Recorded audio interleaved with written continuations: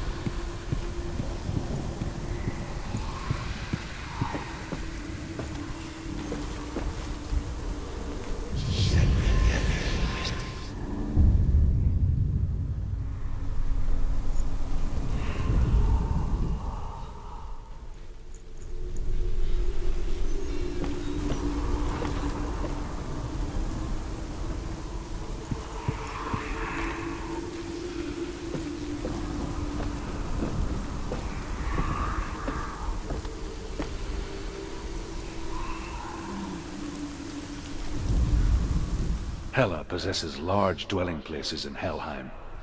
Tall are her walls, high are her gates. The name of her dish is hunger. Her knife is famine. On her threshold all will stumble. Her bed is called sick bed, and her bed hangings are called flames of a funeral pyre. They say she is easy to recognize, half black and half the color of flesh, and her face menacing and grim.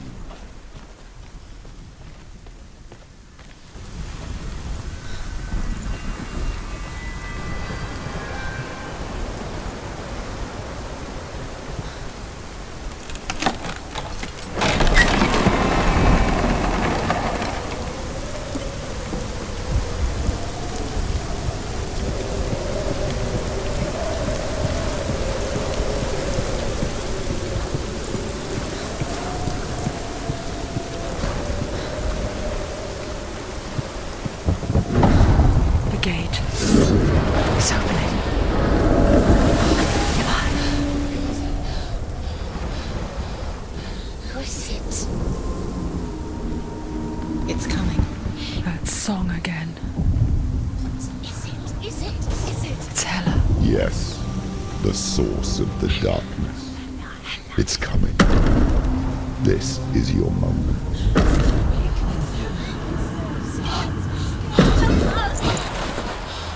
I'm sorry. I can't watch this. What are you doing? You're showing weakness. You're not a warrior. You're a disgrace. The gods will punish you for this. Pick up the sword. Pick it up. Fight the darkness. Fight it. Get up. Get up. Get up and fight.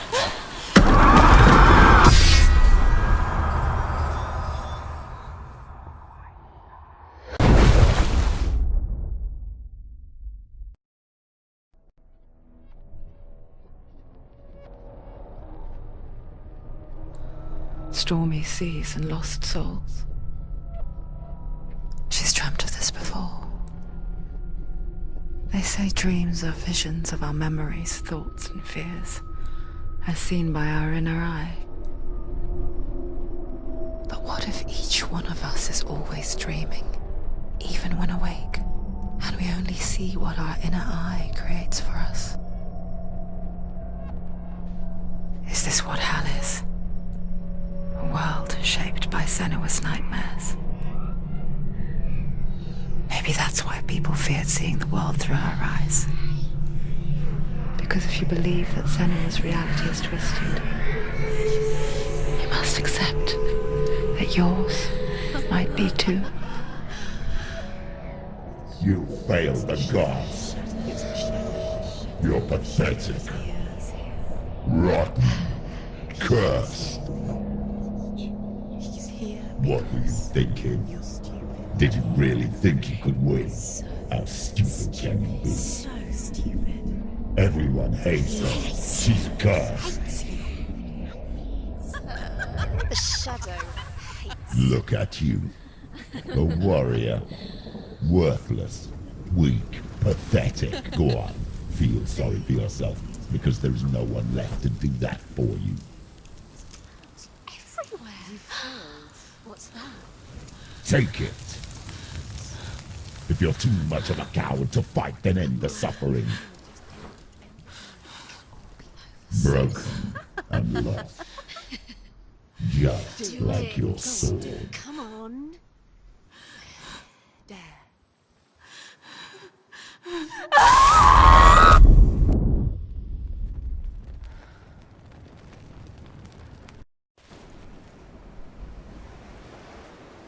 Why go on, when you give everything and face that which torments you, only to find that it is worse than you could have imagined?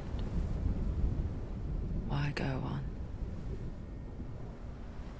Is it really so weak to ask this? Or are we just so afraid of the honest answer that we do not dare pose the question? Sometimes the answer lies in a memory, a feeling, a song.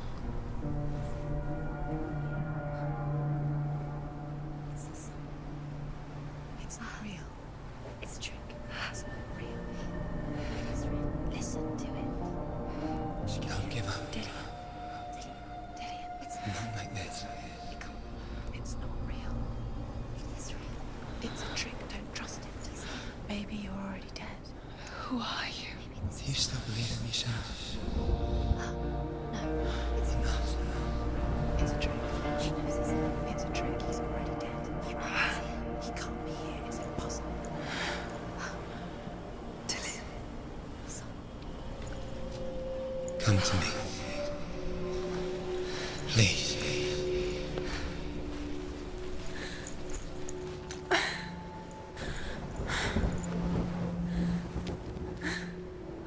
The light. Go towards the light. It's him. There he is. It can't be him. It's just a trick. It's in your mind. No, he's here. It's in your mind. It's real. It's happening. Go towards it.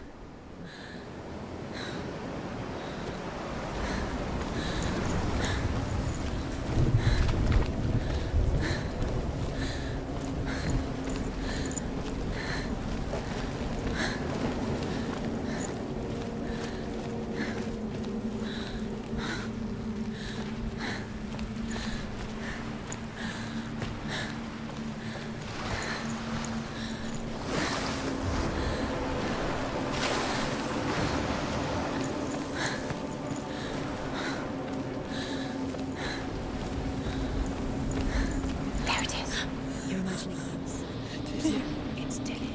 He's gone. You were too slow. How could you? Keep going. How could you? Keep going. Ignore the pain. I told you it was to trick you. I told you. Where are you going? See, there's nothing to follow. Come on.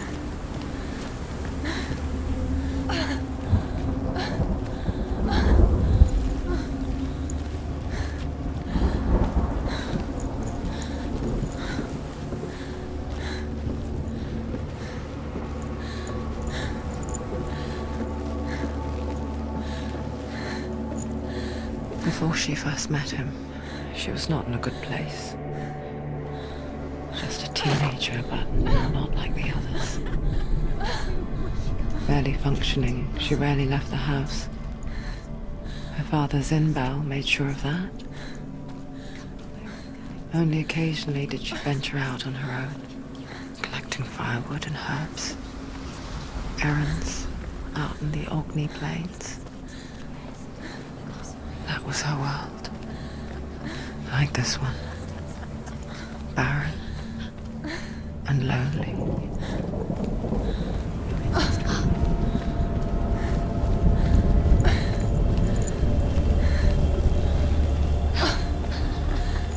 It's already disappeared. Nothing lives here, not even you. It's in your mind. You think you can see it, but it's in your mind.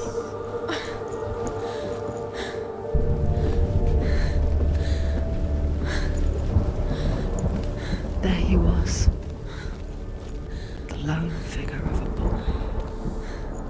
Swordplay under the shade of a tree.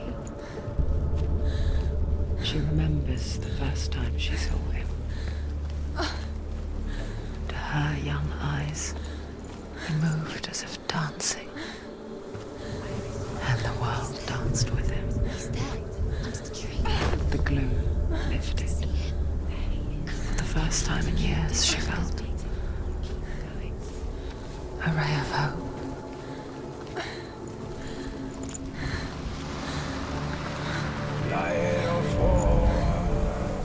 The Northmen tell of a great hero. His name is Sigmund. His father's hall was built around a great tree, and one day, Odin comes and thrusts a sword into the tree, a gift to whomever can release it. Many try.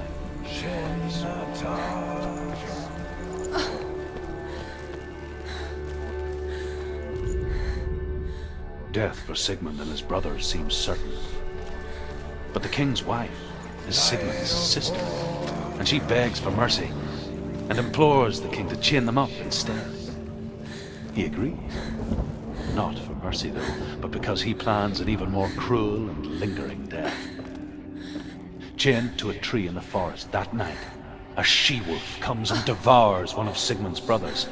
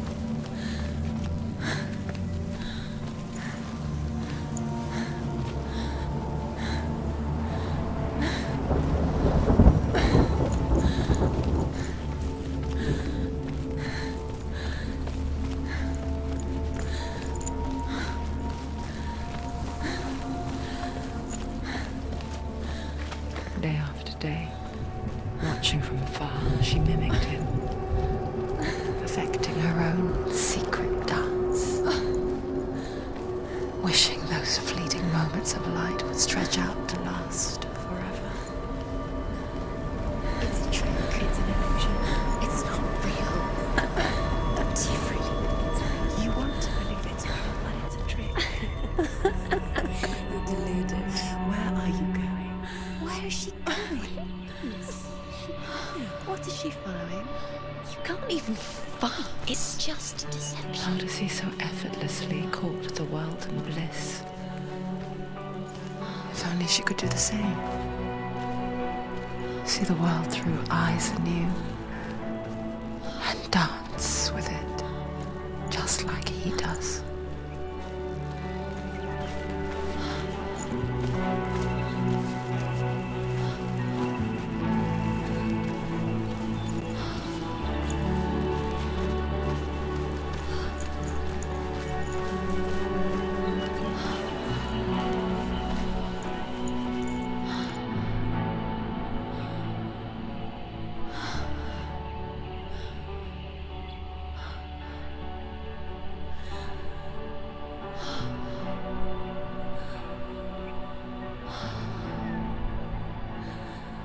What's your name?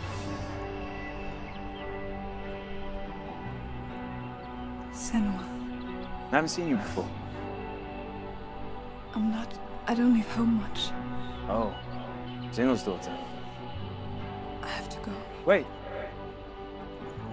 Who taught you to fight like that? No one. No one.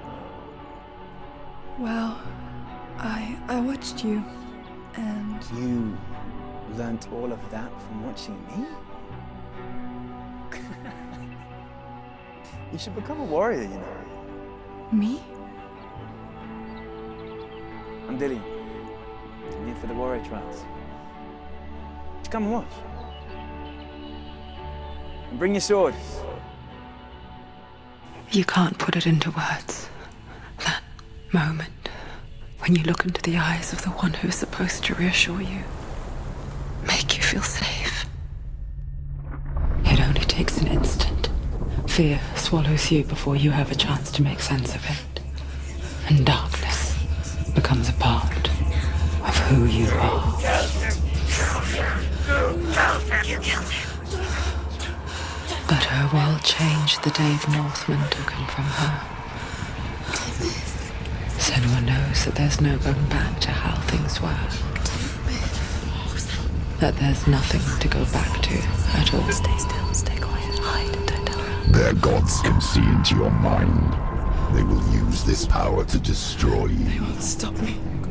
I can still feel him. Whatever's left of him, they will never let him go. I'm not gonna let him rot here. You're the one rotting here. Leave me alone. You will die here. No. And all your suffering will have been for nothing.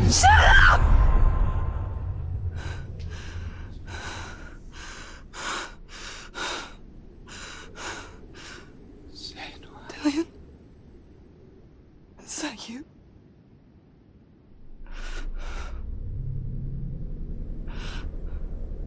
I'll find you, my love. I promise.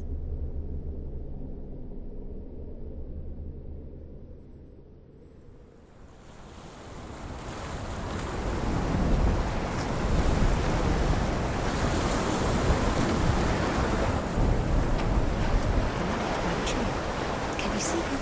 You want to believe it. Is he not real? Is he there? You're alone in these mountains. Is that Dillian? Nothing lives here. You won't survive. You met him by the tree. She met him by the tree. Maybe it's a sign, the tree. What's he trying to tell you? He's waiting for you by the tree.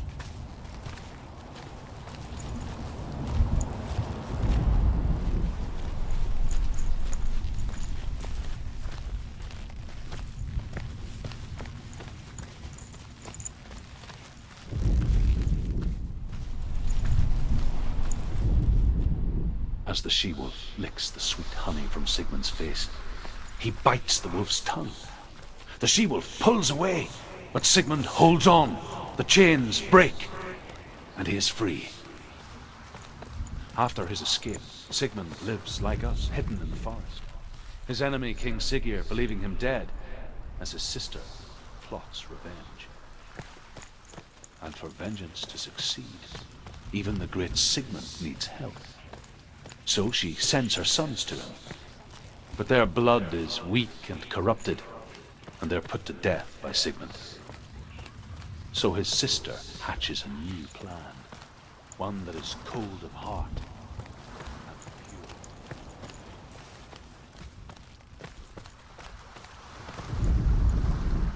Sigmund's sister trades shapes with a sorceress, and in disguise, she lies with her own brother.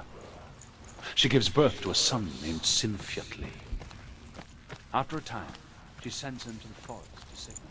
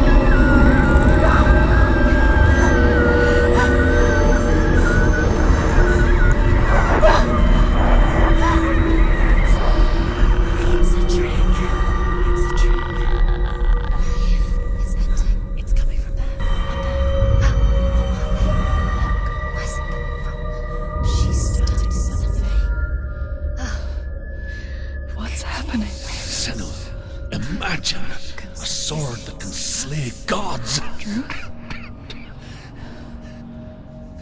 Its name is Gramr.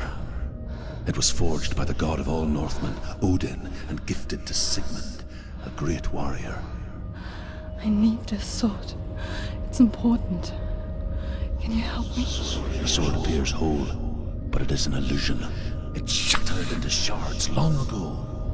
It is said a great warrior can reforge Gramr, answering the trials of Odin, one for each shard.